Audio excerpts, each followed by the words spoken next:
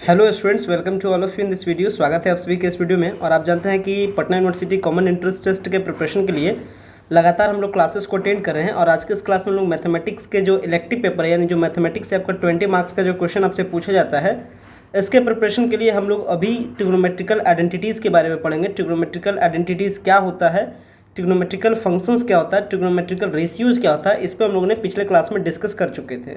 आज के इस क्लास में ट्रिग्नोमेट्रिकल आइडेंटिटीज़ के मेन मतलब को समझेंगे और उस पर बेस्ड कुछ इंपॉर्टेंट प्रैक्टिस प्रॉब्लम को करेंगे। साथ में आपको कुछ क्वेश्चन का प्रैक्टिस करना है, जिसका पीडीएफ आपको ग्रुप में भेज दिया जा चुका है। तो आपको प्रैक्टिस करके इसमें परफेक्ट होना है और एग्जैक्टली किस टाइप के क्वेश्चन पूछे जाते हैं इसका थोड़ा सा आइडिया आपको लेना है। बेसिकली इस पार्ट से क्वेश्चंस ज़्यादा कुछ पूछा नहीं जाता है आइडेंटिटीज़ का, क्योंकि आइडेंटिटीज में मेनली जो प्रॉब्लम होता है वो बेसिकली होता है प्रूव करने वाला, यानी आपको प्रूव करके दिखाना होता है। लेकिन वो सब बोर्ड के एग्जाम में पूछा जाता है। एमसीक्यू इससे बेस्ड बहुत ही कम बनता है। कारण है कि इसके जो भी सारे सॉल्यूशंस होते हैं वो थोड़ा सा लेंदी बनता है। बस ये सारे आइडेंटिकल यानी ये सारे जो आइडेंटिटीज़ का कॉन्सेप्ट है ये आपको पता होना चाहिए। इसी जब आपको पता रहेगा तब जा करके आप लिमिट में, इसके बाद अपना डिफ्रेंसिएशन में, इंटीग्रेशन में, इनडिफरेंट इंटीग्रेशन में ये सारे कॉन्सेप्ट को अक्सर यूज किया जाता है। तो ये पार्ट भी थोड़ा सा इंपॉर्टेंट हो जाता है लिमिट, डिफरेंशिएशन, इंटीग्रेशंस के कारण से।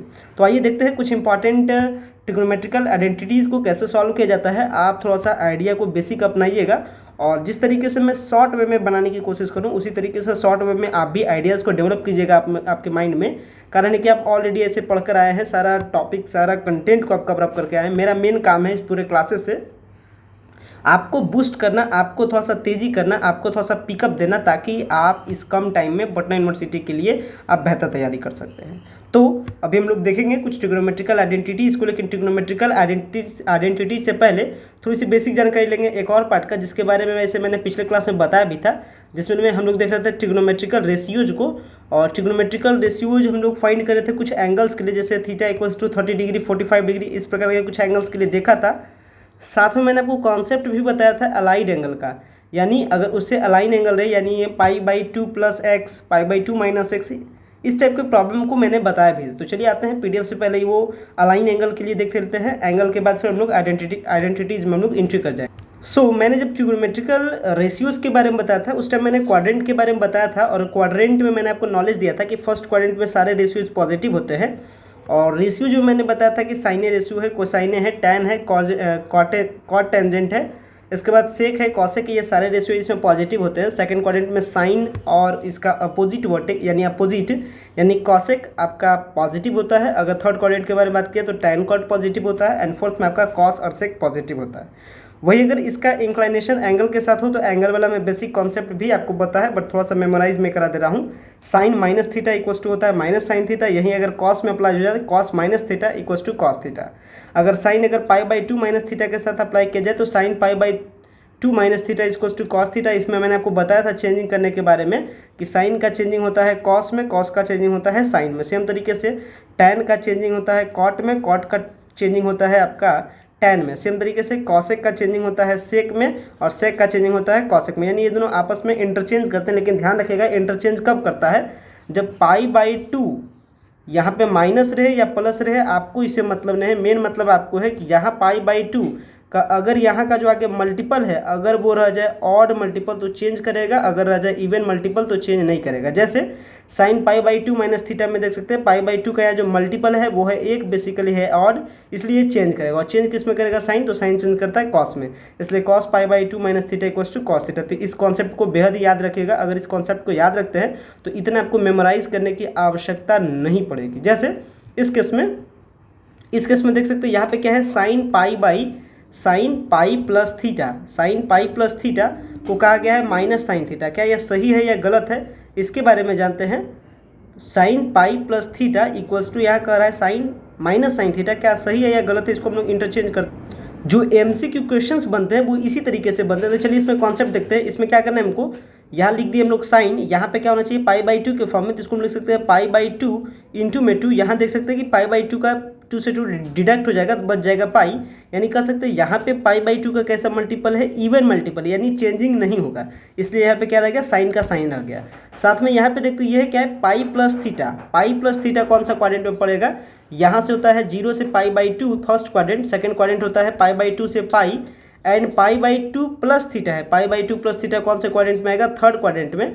और आप जानते हैं कि पाई प्लस थीटा थर्ड क्वाड्रेंट में आएगा, तो इसमें जो है वो आपका टैन और कॉट का वैल्यू पॉजिटिव होता है, अदर सारे वैल्यू नेगेटिव होते हैं, इसलिए साइन का वैल्यू इस केस में क्या होगा? नेगेटिव। तो हमने लगा दिया माइनस साइन थीटा। इस तरीके से अलाइन एंगल के लिए चेंज करने के लिए लाना चाहिए। तो आशा करते हैं ये चेंज करने वाला कॉन्सेप्ट आपको पता चल गया होगा। इस पर बेस्ड एमसीक्यू क्वेश्चन आपको ग्रुप में भेज दिया जाएगा, तो आप अगर प्रैक्टिस कर लेते हैं तो जो भी थिंग्स आप भूल गए थे वो आपको बेहतर तरीके से आपके लिए मेमोराइज हो जाएगा।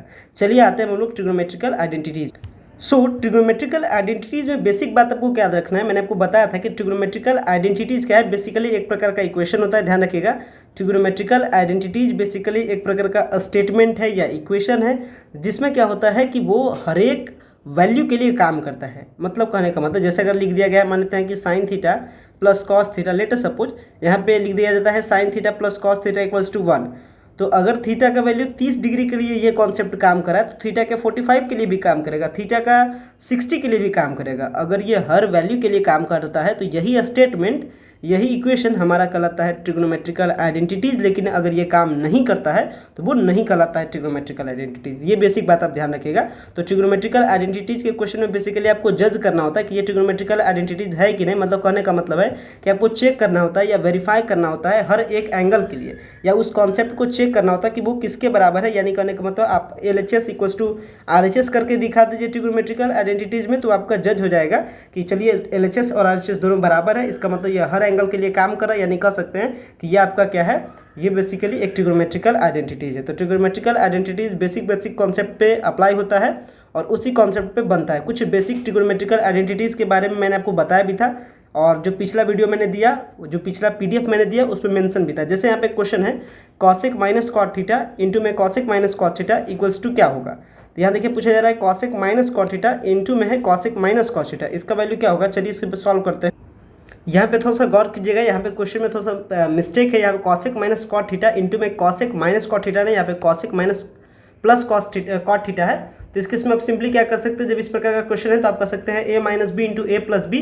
तो आप फाइनली इसको क्या कर सकते हैं, cosec square theta minus cot square theta कर सकते हैं। और आप जानते हैं कि cosec square theta minus cot square theta का जो बेसिक ट्रिग्नोमेट्रिकल आइडेंटिटीज है उसमें बताया गया है कि cosec square theta minus cot square theta equals to 1 होता है। तो इसका आंसर क्या कर सकते हैं, बी कर सकते हैं। इस प्रकार से ट्रिग्नोमेट्रिकल आइडेंटिटीज को सॉल्व कर। नेक्स्ट क्वेश्चन देखते हैं। यहाँ पे एक और क्वेश्चन है, देखिए यहाँ का कहा जा रहा है इवेल्युएट करना है, यानी cosec theta plus cosec theta into sec theta का 4 वैल्यूज़ दिया गया है। Cos plus tan theta, cos minus tan theta, tan theta minus cot theta plus tan theta. इसमें से इसका सुटेबल आंसर क्या है, इसको चेक करने तो मैं बताया हूँ ऑलरेडी कि ये क्वेश्चन लेंदी क्वेश्चन होते हैं, बस थोड़ा सा आपको प्रैक्टिस करने की इंपॉर्टेंस होता है। और ये क्वेश्चंस का यूज बेसिकली जब डिफरेंशिएशन इंटीग्रेशंस के प्रॉब्लम को सॉल्व करते हैं तो थोड़ा सा वहाँ पे ट्रांसफॉर्मेशंस का काम करते हैं। मतलब इसका क्या करना है, इसका फेस को बदलना है। यानी कॉसेक प्लस सेक थीटा को बदल करके आप इस 4 ऑप्शन में से कोई एक ऑप्शन आप लिख सकते हैं। ये आपको आइडियाज़ डेवलप करना होता है। जैसे देख सकते हैं इसमें किस तरीके से आइडियाज़ को डेवलप कर सकते हैं। तो आपको हर हालत में बेसिक ट्रिग्नोमेट्रिकल आइडेंटिटीज़ के बारे में इंफॉर्मेशन होना ही चाहिए। जैसे मैंने आपको बताया था कि कॉसेक थीटा को क्या आप कर सकते हैं 1 बाई में साइन थीटा कर सकते हैं। सेम तरीके से 1 बाई सेक थीटा को क्या कर सकते हैं आप 1 बाई कॉस थीटा कर सकते हैं। यानी ऑल ओवर कर सकते हैं सिचुएशन में क्या कि 1 by sine theta into cos theta यहाँ पे रह गया, एंड यहाँ पे रह गया 1 को आप क्या कर सकते हैं sine square theta plus cos square theta भी आप कर सकते हैं। ये भी हम लोगों ने जाना था अपने बेसिक ट्रिग्नोमेट्रिकल आइडेंटिटीज में। तो अब आप क्या कर सकते हैं कि साइन थीटा और इंटू में कॉस थीटा को हर एक पार्ट से डिवाइड करते हैं। तो यहाँ पे क्या हो जाएगा साइन थीटा इसके साथ कटेगा तो बच जाएगा sine theta by cos theta, और sine theta by cos theta को हम लोग क्या कहते हैं टैन थीटा कहते हैं। आगे बढ़ते हैं प्लस का साइन, यहाँ पे कॉस स्क्वायर थीटा और डिवाइडेड में है साइन थीटा कॉस थीटा, फिर से कॉस थीटा से कॉस थीटा काटेगा, बच जाएगा cos theta by sine theta is equal to क्या बच जाएगा आपका कॉट थीटा। यानी इसको कह सकते हैं इतना का मतलब क्या है कि tan theta plus cot theta, यानी आंसर नंबर डी। तो इस तरीके से ट्रिग्नोमेट्रिकल आइडेंटिटीज के प्रॉब्लम को सॉल्व करते हैं। और प्रॉब्लम सॉल्व करने का मेन आइडिया क्या है कि आपको ट्रांसफॉर्मेशन का आइडिया आ जाना चाहिए। मतलब जब कभी भी आपको इंटीग्रेशन या डिफरेंशिएशन का प्रॉब्लम आ जाए इस बेसिस पे और लगे कि ये फेस पे आपका काम नहीं हो रहा है, मतलब cosec theta plus sec theta पे अगर आप कोई प्रॉब्लम को सॉल्व करना चाह रहे हैं, जब इंटीग्रेशन अप्लाई करें डिफरेंशिएशन अप्लाई करें लेकिन उसका सॉल्यूशन नहीं निकल पाता है, तो फिर हम लोग उसको क्या कहते हैं ट्रांसफॉर्म करते हैं, यानी उसके फेस को बदलते हैं। जैसे यहाँ पे cosec theta plus sec theta को बदल के हमने क्या लिखा cot theta plus tan theta. तो यही ट्रांसफॉर्मेशन करने का आइडिया जो है वो आपको ट्रिग्नोमेट्रिकल आइडेंटिटी से आता है। तो ट्रिग्नोमेट्रिकल आइडेंटिटीज़ का भी थोड़ा सा आपको रिवीजन करना है और यहाँ पे मैंने एक दो प्रॉब्लम को सॉल्व करके बताया भी, ऑलरेडी आप पढ़कर आए हैं, ऐसा नहीं कि आप नया हैं तो हमको बहुत ज़्यादा बताने की ज़रूरत है, बस आपको प्रैक्टिस करने की थोड़ी सी इंपॉर्टेंस है। तो कुछ बेसिक कुछ इंपॉर्टेंट ट्रिग्नोमेट्रिकल आइडेंटिटीज़ का प्रैक्टिस सेट मैं आपको ग्रुप में भेज दूंगा, तो आप थोड़ा सा प्रैक्टिस कर लीजिएगा, उससे क्या हो जाएगा, आप परफेक्ट बन जाइएगा। अब हम लोग नेक्स्ट जो इस पर टॉपिक करेंगे वो हम लोग करेंगे ट्रिग्नोमेट्रिकल में मल्टीपल्स एंड सब मल्टीपल्स का थोड़ा सा कॉन्सेप्ट, तो वो हम लोग नेक्स्ट क्लास में देख लेंगे। उसका PDF भी आपको ग्रुप में भेज दिया जा चुका है, तो आप PDF के अकॉर्डिंग अपना प्रैक्टिस को थोड़ा सा बेहतर कर लीजिएगा। स्टूडेंट्स, वीडियो को इन करते हैं। Thanks for watching this important video.